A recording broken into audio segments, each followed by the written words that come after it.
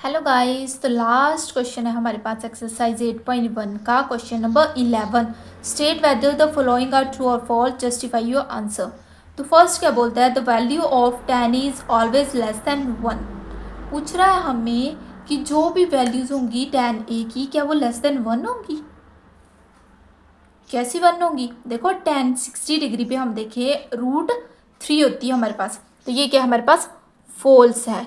क्यों है फॉल्स, क्योंकि tan 60 डिग्री जो हमारे पास क्या होता है √3 होता है, और √3 पे हमारी वैल्यू क्या होती है 1.732। तो देखो ये क्या है, ग्रेटर है 1 से ज़्यादा है। तो इसने क्या बोला, the value of the tan is always less than 1। तो हमेशा जो है tan a की वैल्यू, अब a तो एंगल है ना यहाँ पे a, जैसे 30 45 60 ये जो एंगल्स हम पुट करेंगे, तो जब 60 पुट करेंगे तो √3 आ जाएगा। √3 की वैल्यू होती है 1.732, और ये क्या 1 से बड़ी है, तो क्या ये हमारे पास क्या हो जाएगी, फॉल्स हो जाएगी। तो अब देखो सीकेंट ए, सेकंड क्या बोलते हैं, secant A is equal to 12/5 है for some value of angle A.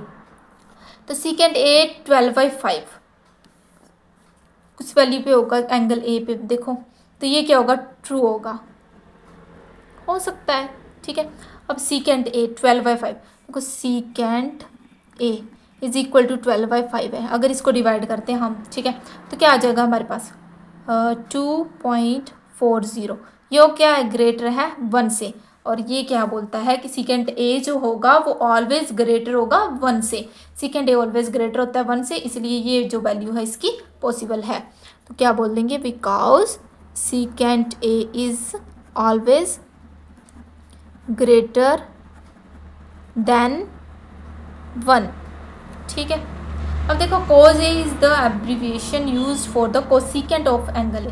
भाई कैसे, कोज ए को कोज ए ही बोलते हैं, कोसाइन ए बोलते हैं इसको, कोसिकेंट ए थोड़ी बोलते हैं। तो कोज ए ये जो है हमारे पास फॉल्स हो जाएगी, because cos A is abbreviation for किसके लिए, कोसाइन ए के लिए। कोसिकेंट ए को कैसे लिखते हैं, इस तरीके से लिखते हैं, ये कोज ए है यानी कि कोसाइन ए, ठीक है। अब फोर्थ क्या बोलता है, cot A is a product of cot and A. कैसे, ये प्रोडक्ट थोड़ी है, ये तो एंगल है इसका, तो ये प्रोडक्ट नहीं है, तो क्या आएगा हमारे पास, फॉल्स आएगा।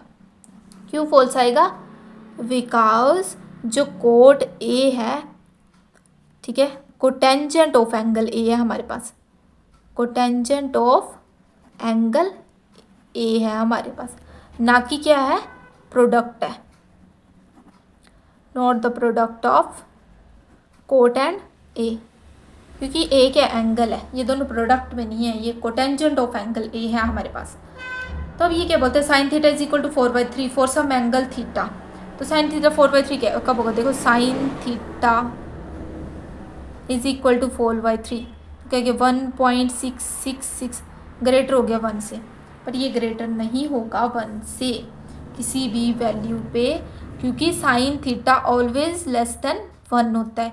किसी भी वैल्यू पे ले लो, 30 45 60, तो ये क्या होगा, लेस देन 1 होगा, तो ये क्या आ जाएगा हमारे पास, फॉल्स आएगा, because sign theta is always less than 1, sine theta हमेशा लेस होता है 1 से।